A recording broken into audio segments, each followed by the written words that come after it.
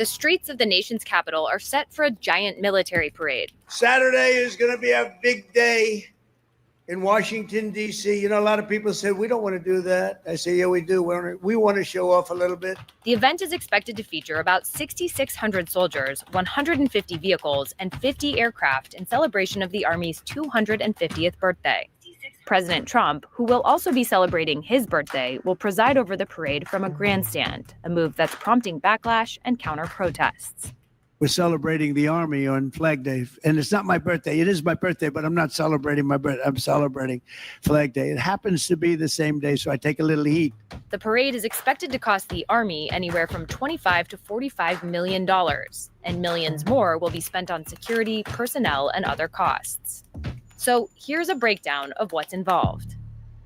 Bringing together equipment and uniforms from the U.S. Army's 250-year history, officials say the parade will celebrate all eras of the country's oldest military branch.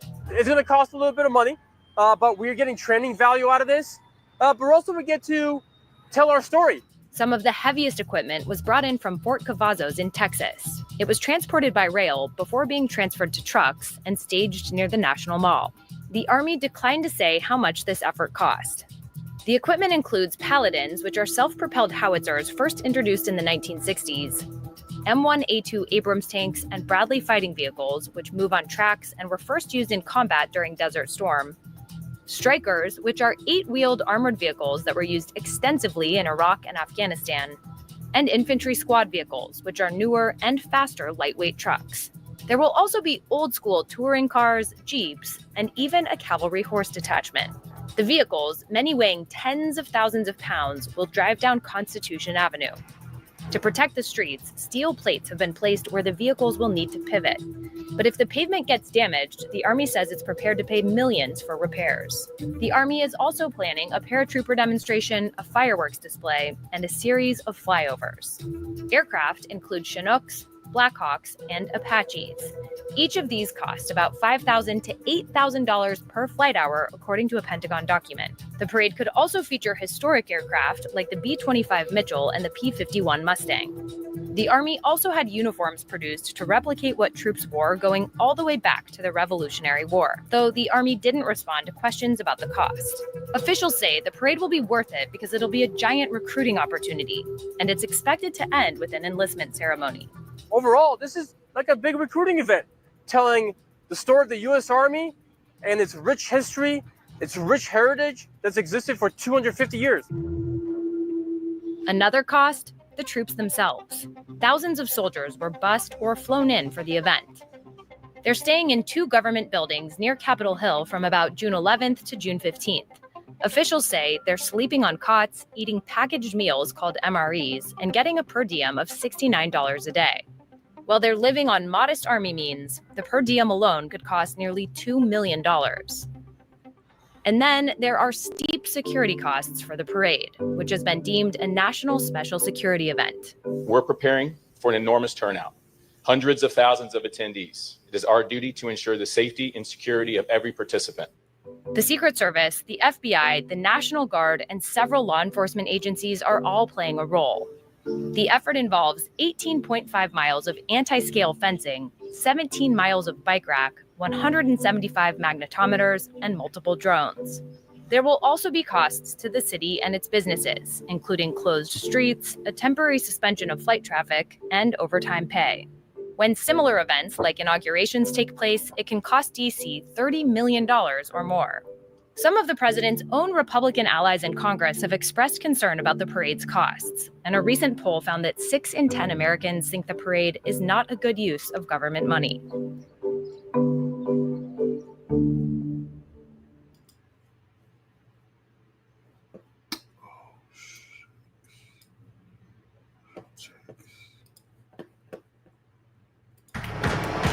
All right, shalom, shalom. I want to start off by giving all praises, honor, and glory to Yahweh, Bahashem, Yahweh Shai, Bahashem, Makar Kodash. I want to say your double honors to the apostles and the bishop elders, a great millstone for teaching us his word and truth and sincerity and for ruling well.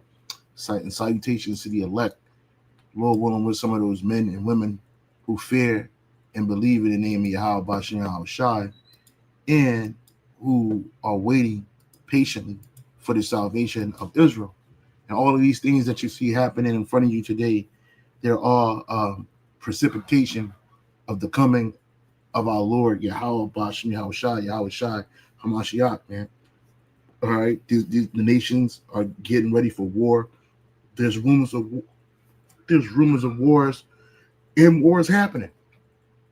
One of the biggest things that's going on right now is the situation with Iran and the state of Israel.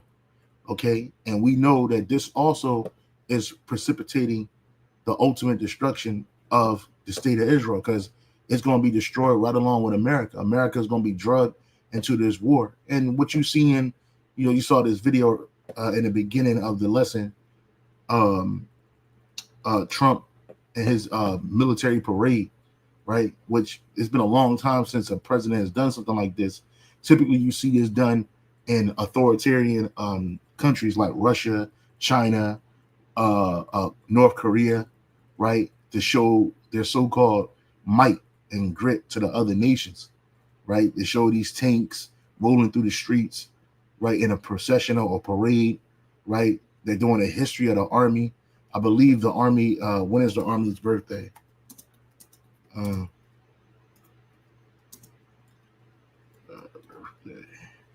Just bear with me, brothers. Yeah, so the Army's birthday. So today is the Army's birthday, right? It says the United States. It says the United States Army's birthday is on June 14th.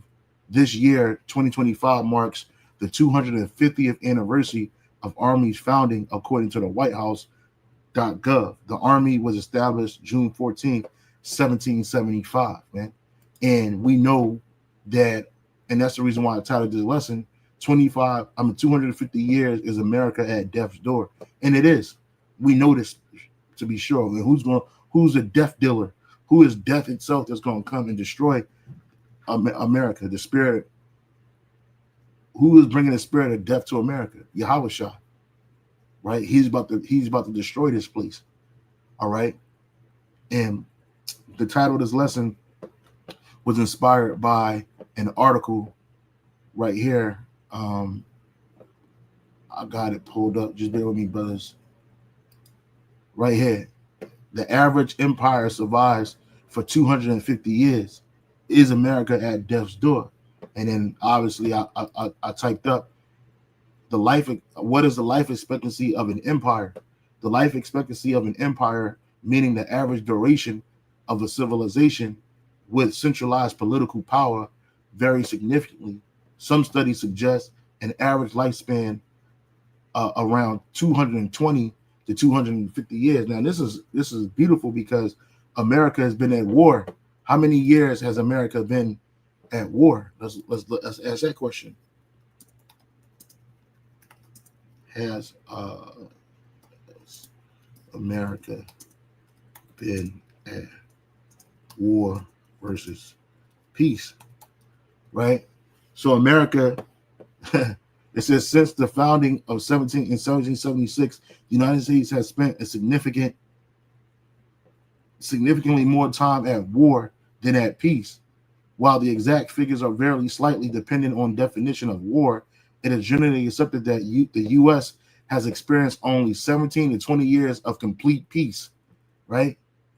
17. So it says, why has the U.S. been fighting for 228 years, 228 of the last 245 years, right? Because this place is the heart of Edom, right? Edom is a man of war. He is not, the Most High is a man of war, right? He loves war, but I'm just saying, like Edom, that's what he's a purveyor of war, right? How we know that? Well, let's go to the book of Revelation, right? Chapter 6, the book of Revelation, chapter 6, verse, 3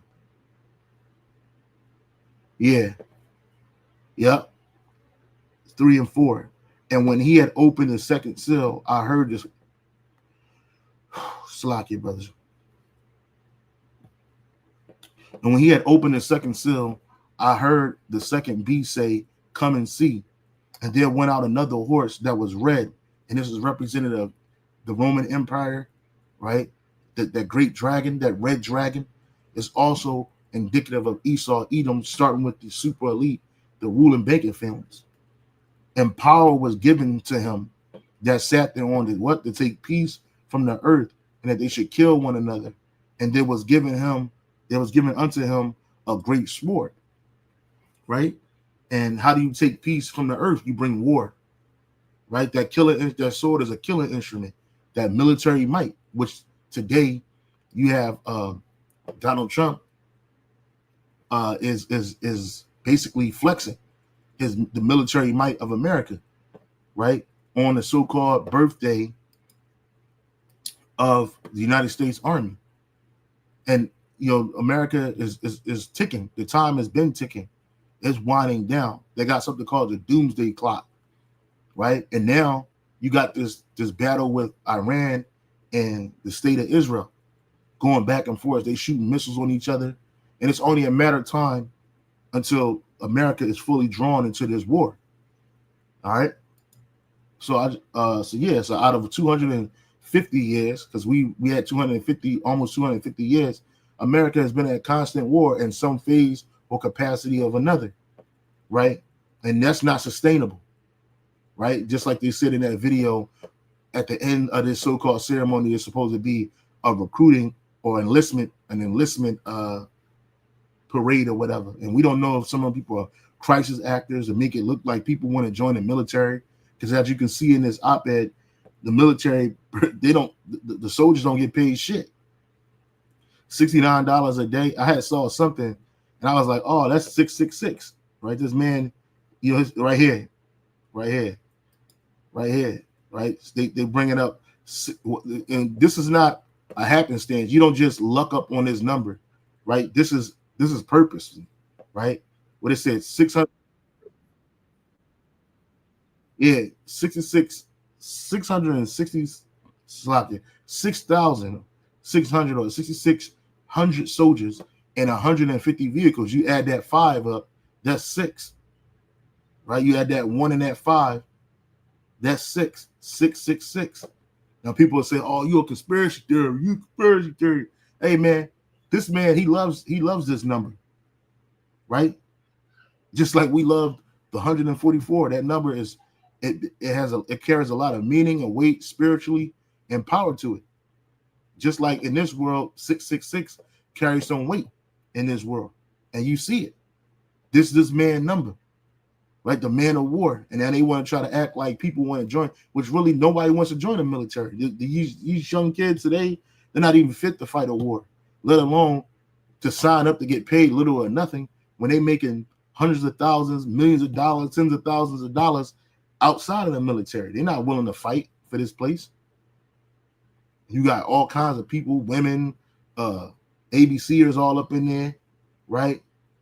And you just got a bunch of wayward jakes that think they're defending America's honor after all that America has done. But there's no defense for this place. The ultimate goal that Yahweh Bashar Shah has for this place is destruction. So as the title of the lesson is entitled, 250 years is America at death's door. The answer to that is quite frankly is yes, because the Heavenly Father has dictated for this place, right? Has prophesied for this place to be destroyed, right? This is the book of Isaiah chapter 34 verse 5 and 6. For my sword shall be bathed in heaven. Behold, it shall come down upon Idumea. And America is the modern day Idumea, Edom. This is not talking about that place in Transjordan called Petra. Ain't no Edomites even living out there like that, right? They all over here and in Europe and in other places. And upon the people of my curse to judgment, right? Who the people of the Lord's curse? You Edomites. You're the people of the Lord's curse. You try to put that on us and say that we are cursed people because of our skin complexion. But in reality, your curse and your skin complexion is indicative of how the Lord has cursed you on the earth, you and your seed, by snatching away your melanin naturally. Like you're just born that way. And not only are you born looking like that, that's not the reason why you're going to be destroyed. The reason why you're going to be destroyed is because you're the wicked. And you destroy the earth. You destroy the Lord's people. You blaspheme his name. right? And you were set up ultimately to be destroyed so that the Lord could what? Show his power in you by destroying you, right? And it says in the NLT, and when my sword has finished its work in the heavens, which that sword is the nuclear missiles, it will what? It will fall upon Edom, the nation I have marked for destruction. So you Edomites, you're marked for destruction. And it's the reason why you're running away from your true identity. You don't push that Edomite vibration in the earth, or you try to push it off to another nation. You know, the small hats, the Amalekites, they come out of Edom. They call the Arabs the Edomites, or they'll look at America and its Christian ideology all as Edom. They'll even say Rome is Edom, which it was. It was ruled by the Edomites, right? Julius Caesar was an Edomite. Caligula, Claudius, Augustus, right? What's it? Nero, because Nero is back today as what? Donald J. Trump, Edomite, right? The what's the boy? The group of family names. What is the group of that family? They destroyed Vespasian, right? Titus, Domitian, and Vespasian. Those are all Edomites, right? And they're back today in some form of capacity.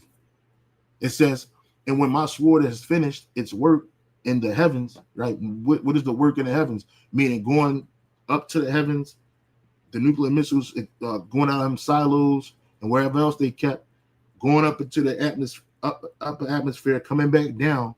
It's going to be focused. Its destruction is going to be focused on America, on Edom, right? That's what that is. The nation that what? The nation, the Edomite nation, I have marked for destruction. And the AMP, it says, for my sword is satiated with blood in heaven. Indeed, it will come down for judgment on Edom and on the people whom I have doomed for destruction. And that's what Esau is. He's doomed for destruction. Let's keep on reading. Verse 6. The sword of the Lord, Yahweh Ba'Shem Shai, is filled with blood. It is made fat with the fatness and with blood and with the blood of lambs and goats, with the fat of kidneys of rams. For Yahweh Ba'Shem Shai have a sacrifice in Basra. And Basra was a capital city in Edom, just like America is a capital city in Edom. Right? Because now Edom is not just situated in what you call the Middle East and Transjordan, south of Judah. No, right? The Edomites have control of the earth. And your favorite place in the earth is America. Your strongest place, your strongest foot. That's why America brings the war machine, right? They're the teeth of this beast, right? Then you got the financial sector, which comes out of London, right? The city of London, which is an entity unto itself. And then you got the religious head, which comes out of the Vatican, which is also another religious head, state unto itself, just like Washington, D.C. Washington, D.C. is not a state, right? That commonwealth, or that space, that district is separate, is a whole separate entity than the rest of the surrounding states of the Americas. There's a word I wanted to use for it, but I can't quite come to the phrase, the proper phrase, but they're basically autonomous. That's the word. DC, the city of London, as well as the Vatican. All three of those are autonomous from the nations in which they're situated in. And so the Most High have a sacrifice in Basra and a great slaughter in the land of Idumea. So this place is going to be destroyed. No amount of military, and it's crazy. This guy showing his military might while the whole country is damn near in a state of martial law, right? And they preparing mass protests, which all that shit could be set up, right? They claiming that it's going to be over hundreds of thousands of people coming to this parade, which I don't know nobody that's going to that shit. I ain't saying nobody ain't going to show up, right? But you can best believe there's going to be a bunch of patriotic Edomites and simple-minded Jakes down there, right? People paid to go down there to make it look like something, right? Meanwhile, you got this big so-called immigration crisis going on throughout the United States, which is all set up. All of this set up, but these are just a show of what's coming. Martial law, right? They're getting you comfortable with seeing military tanks driving on your street, striker vehicles driving in. The striker vehicles were set up for cities anyway, right? For urban warfare. And then they got the new golf cart. It looks like a golf cart and shit. That's basically what it is, with some military spray paint on it and some tough wheels on it, driving down the street with a pack of wild soldiers in it, infantrymen. They're getting you ready for what's going to be commonplace in America. Remember that number, 666, right? This man loves it. He loves that number, right? He's a devil. He's Satan, right? And on top of that, you got the war, the war between Israel and Iran popping off, right? Is this a time for a parade, right? Right? They dropping missiles. Iran shooting missiles on Tel Aviv, supposedly. Which a lot of these missiles, like, they coming from the ground. They shoot from the ground in Tel Aviv. I don't see too much. Okay, you got this one, right? One missile shot down into Tel Aviv, right? Missiles coming from other places. These are flares. A lot of these are flares that are popping up in the sky too. They have you thinking that it's a bunch of missiles just shooting the shit out of people. But this is all retaliation. Israel struck Iran, and this is going to usher in the Third World War. This is the book of Jeremiah 50 and 45. Therefore, hear ye the counsel of the Lord Yahweh Bashem Al-Shai, that he have taken against Babylon, which is America, and his purpose and his purposes, that he have purpose against the land of the Chaldeans. And what is that purpose? To destroy it. And that's why it's beautiful that this place is coming up on 250 years of Edomite rulership, complete Edomite rulership, and that the Lord is about to take it down. Right? Because next year is the 250th year. Next July, 2026, is going to make America 250 years old. Today, June 14, 2025, makes the army 250 years old. Surely the least of the flock shall draw them out. Who is the least of the flock? Israel, the state of Israel, that small Edomite nation in the Middle East, the only Edomite nation in the Middle East. And it's not based on biblical principles, even though they like to push that shit. It ain't biblical principles. It's based on a what do they call a secular Zionist state. That's what the state of Israel is.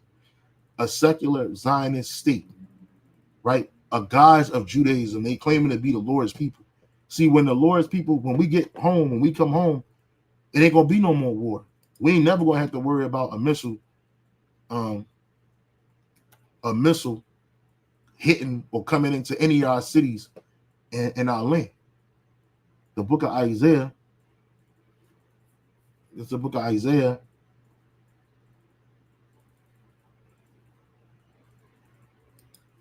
Yep, this is the book of Isaiah, chapter 2, verse 4. And this is when Yahweh Shai comes back. Verse 4, and he shall judge among the nations. Who is the he? Yahweh Shai. Judge among the nations and shall rebuke many people. And they shall beat their swords and their plowshares and their spears and their pruning hooks, right? Because when you go into the book of Joel, chapter 2, I believe it's chapter 2. We're going to go to it real quick, right?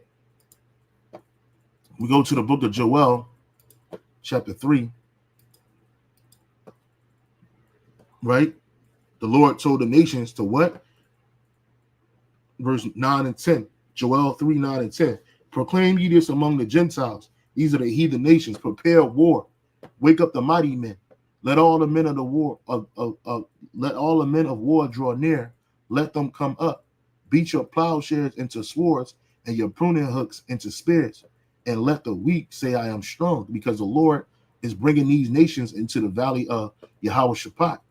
Verse 2, Joel 3:2, I will also gather all nations and will bring them down into the valley of Yahweh-Shaphat, right? Which is what? The Heavenly Father's judgment. And will plead with them there for what? For my people. The Lord, he ain't begging nobody. He's bringing war to you nations for what you've done to us, his people, and for my heritage, Israel, whom they have scattered among the nations and parted my land. Right? So the Lord ultimate will is to bring these nations. So now we've seen this happening. But there's going to come a point when we go home, when we go back home, it ain't going to be no more war. All these nations, they're going to take their weapons, right? Their abilities to create weapons of destruction and warfare, and they're going to turn it into agriculture, right? They're going to turn it in because they're going to be servants and slaves, right? They're going to be tilling the land when we get back into that land. Ain't nobody bringing war to us no more, right? Verse Isaiah, going back into Isaiah 2:4, it says, and he shall judge among the nations and shall rebuke many people, and they shall beat their swords into plowshares and their spears into pruning hooks. Nation shall not lift up sword against nation, neither shall they learn war anymore. The mighty man and the man of war, the judge and the prophet, and the prudent and the ancient. Thy men shall fall by the sword, and the mighty in war. And ultimately, that's what's going to happen to Esau, right? But when we get home, when we come home, oh, I'm sorry, I'm so sorry. I read a different chapter and a different verse. I meant to stop at Isaiah 2:4. Let me read that again. And he shall judge among the nations and shall rebuke many people, and they shall beat their swords and the plowshares and their spears and the pruning hooks. Nation shall not lift up sword against nation, neither shall they learn war anymore. And what you seeing going on in the state of Israel today, these are different nations. You got the nation of the Edomites calling themselves small hats. Then you got the Elamites, the Myranians, right here. And they're lifting up sword against each other, man. And this is the only way, what they call it? They call it Operation Rising Lion, right? Inside Israel's nighttime attack on Iran's nuclear program. Like who is the state of Israel to tell a whole nother sovereign nation that they're not allowed to have a nuclear program? Right? Or that we got to attack just because they're throwing threats at one another, right? They chant, burn, which the ultimate goal is that this place is going to be destroyed. That's why let's go to Ezekiel 38, right? Because all of this is encompassing of America's destruction. When the war really get kicked off, when things really get hot, meaning when Russia jump in, right? Because America going to jump in, Russia's going to jump in, and it's game time, right? And it's going to sow the fate for both America, Babylon the Great, right, and the state of Israel. It's going to seal it right there. Both of them are going to be destroyed in this war. Neither one of them are coming out on top, and all the nations are going to be brought to their knees, crippled by Yahweh Shai and the holy angels and the chariots of fire and the nuclear missiles. Right, the Lord's bringing y'all doing all this, thinking that y'all going to stop something, and you thinking it's going to usher in your RFID digital state, one with an AI base on top of it. It ain't going to happen. You think that you're going to use this war to siphon out the billions of people that you want off the earth because you want 550 million people in perpetuation with nature, according to your Georgia Guidestones, to rule over the world. It's not going to happen. It's not going to happen. Right? So this is beautiful that all this stuff is happening right now. Right? This is all prophecy. And it's going to ramp up and get worse. There is going to be a martial law throughout the United States. Right? If it ain't already as it is right now. They're militarizing the local police. Right? The local police is being militarized. I was watching a video earlier before I went live.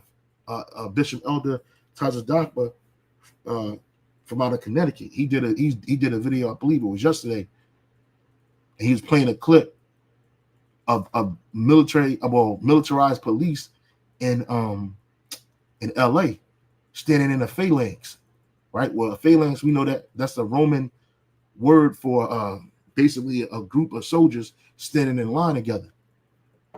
So this is going to usher in this. Let's go to Ezekiel chapter 38. We'll start at 1.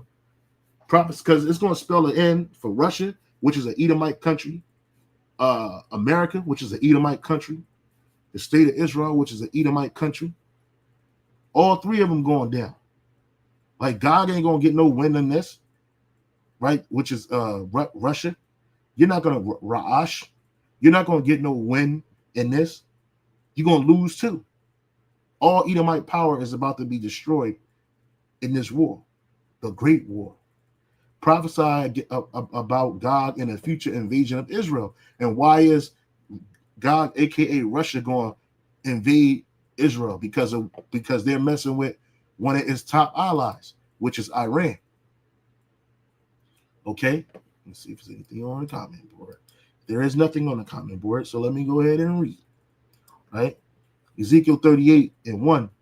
And the word of the Lord Yahweh Shai came unto me, saying, Son of man, set thy face against Gog in the land of Magog, and the chief prince of Meshach and Tubal, and prophesy against him, and say, Thus saith the Lord Yahweh Shai, behold, I am against thee, O God, the chief prince of Meshach and Tubal, and I will turn thee back and put hooks in thy jaws. And the Lord put that power back in their jaws after the Iron Curtain fell in the 90s, right? The USSR fell, but now they got power now. And I will bring thee forth in all thine army, horses and horsemen, all of them clothed with all sorts of armor, even a great company with bucklers and shields, all of them handling swords. Now listen to this. Persia, which is modern day Iran, right? Ethiopia, Libya. These are all countries that have been attacked by America or destabilized through America and its proxies. Libya, with them, all of them with shield and a helmet. Gomer, which is Turkey, they're all his bands. In the house of Togarmah of the north quarters, and all his bands, and many people with thee. Listen to this. Be thou prepared. Prepare for thyself, thou and all thy company that are assembled unto thee, and be thou a guard unto them. Russia is a guard unto Iran. It's the reason why nobody went into Iran and really tried to destroy it like that and go to war with them like that. Beyond the fact that they got mountains, basically an artificial defense via a natural defense, a natural defense via those mountains in certain areas. But America is not stepping into Iran. All the threats, all the embargoes, all the sanctions, right? But they ain't stepping in that country because they know once you do that, it's a wrap. Russia's coming. And so eventually Russia's going to help Iran invade the state of Israel, right? It says in the NLT, get ready, be prepared. Keep all the armies around you mobilized and take command of them, right? These are allies, Persia, Ethiopia, Libya, Turkey.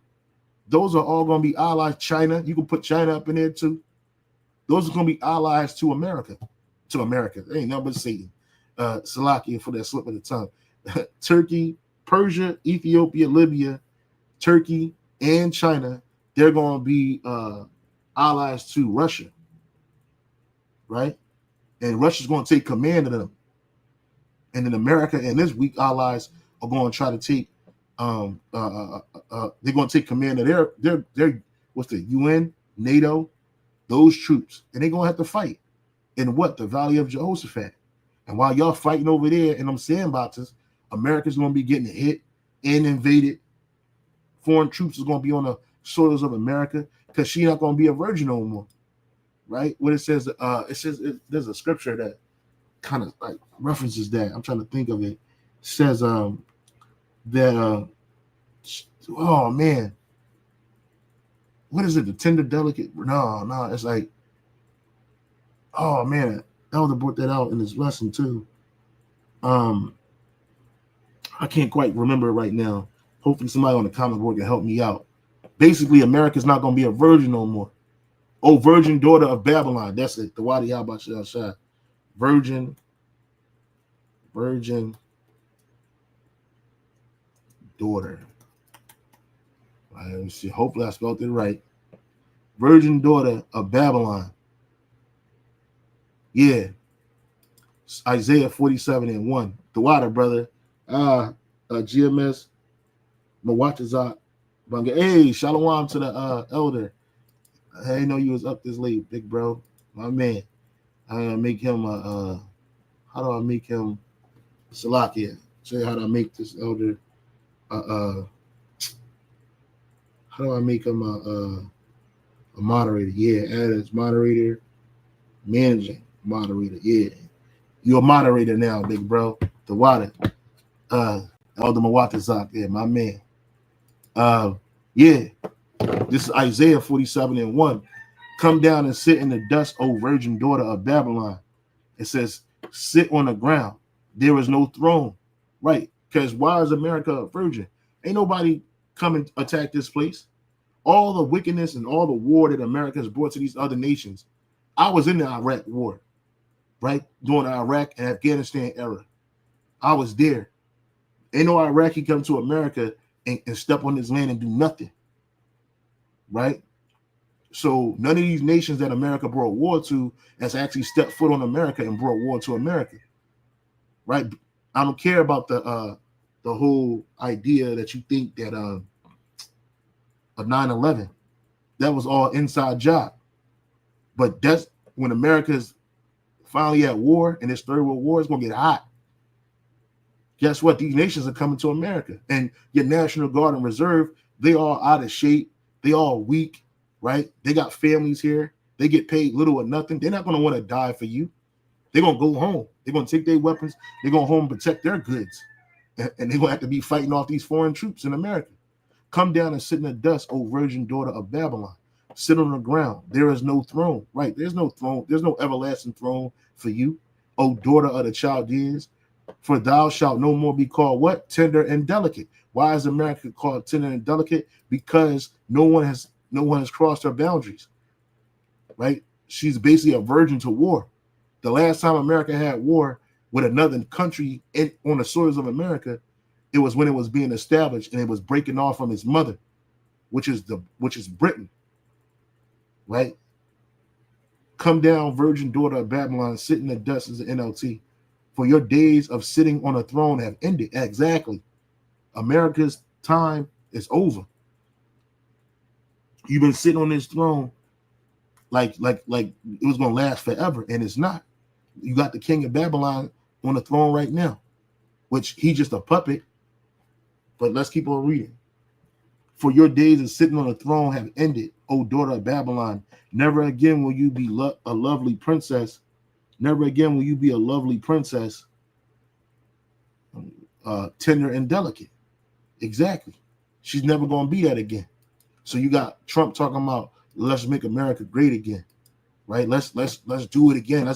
Look, it says what to expect at Trump's military parade and no Kings protest. And they basically saying that no Kings protest they having at the same day they having this parade, right? I think like the no Kings, which is all set up too. Nobody just made this up. What are the anti-Trump no king protests planned across the U.S.? Al Jazeera. You got right here. You got the nokings.org. This is their so-called platform, right? You can't just look. And they planning a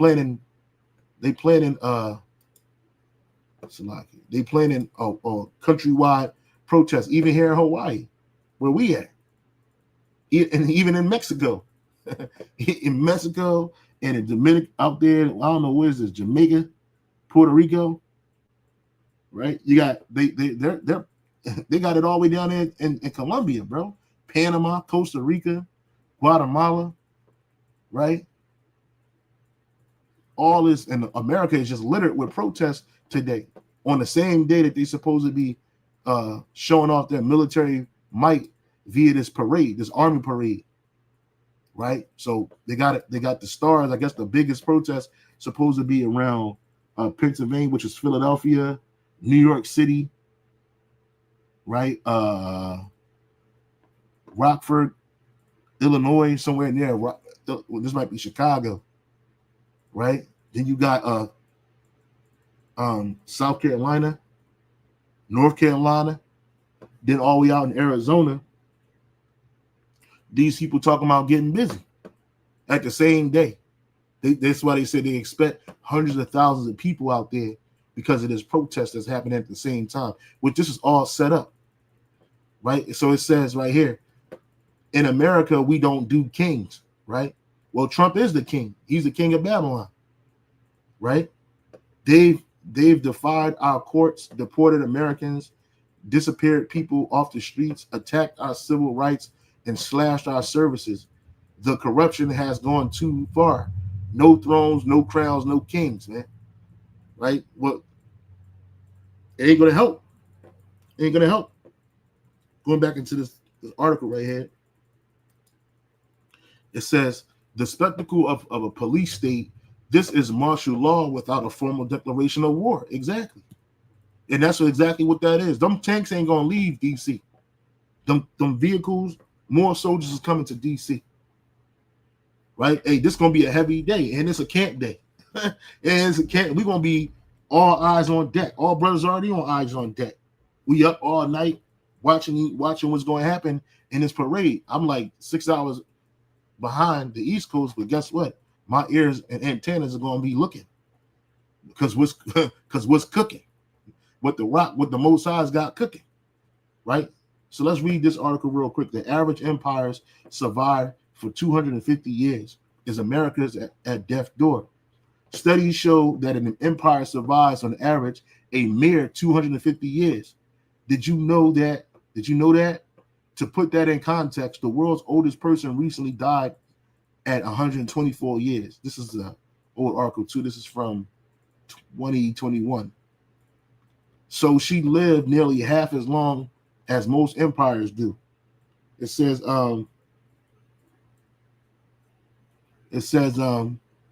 most Americans are unaware of this small but crucial statistic, which may suggest much about our country's future.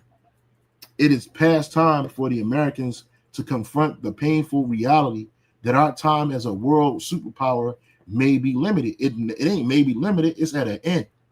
Right? What did it say in the book of Job? Right? The book of Job. The book of Job, chapter 14, verse 5. It says, seeing his days are determined, the number of his months are with thee. Thou has appointed his bounds that he cannot pass. Right?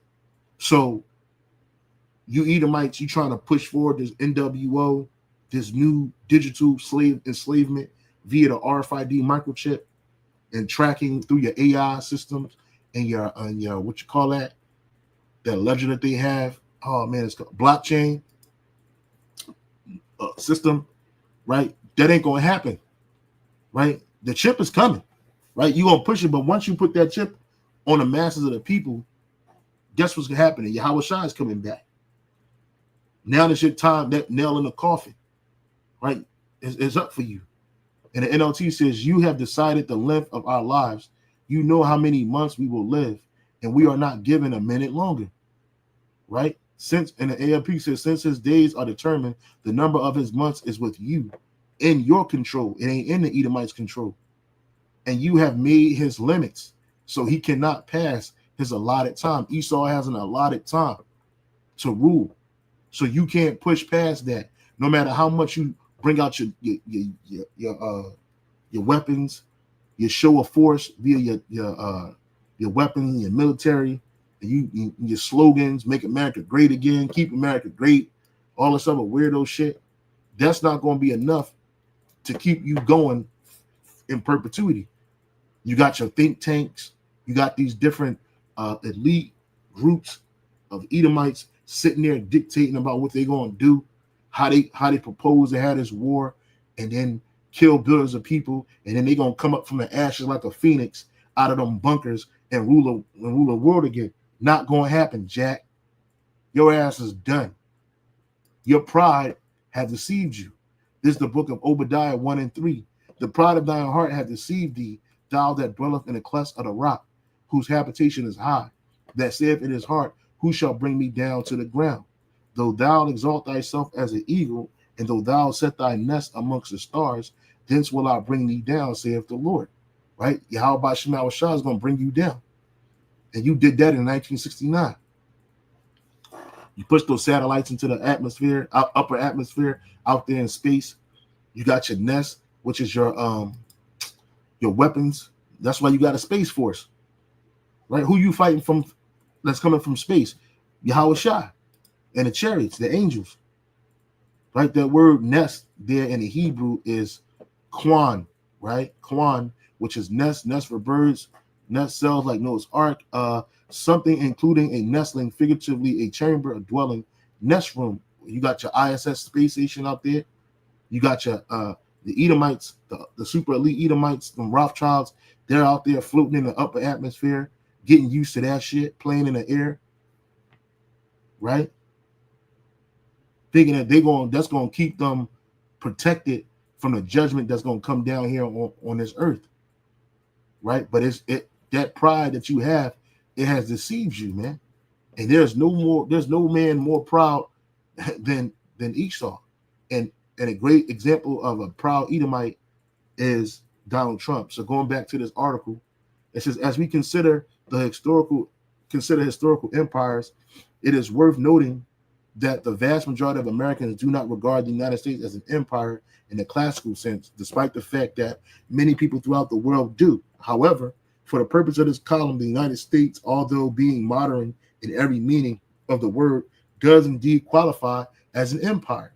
Since World War II, the United States has been primarily concerned with spreading democracy, wickedness, because democracy is wickedness, and freedom across the world. What kind of freedom? Freedom to destroy yourself, freedom to commit idolatry, freedom to commit a moral decay, moral sexual perverseness. That's what they're spreading. Evil, seeing itself as sort of a global liberator.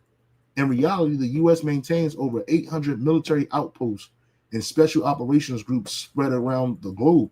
And did not Rome spread its army thin? It did. Its money system crashed. It tanked. This is a critical consideration in determining where the United States belongs in the pantheon of former empires, since like those before it, it has been primarily interested in extending influence and power.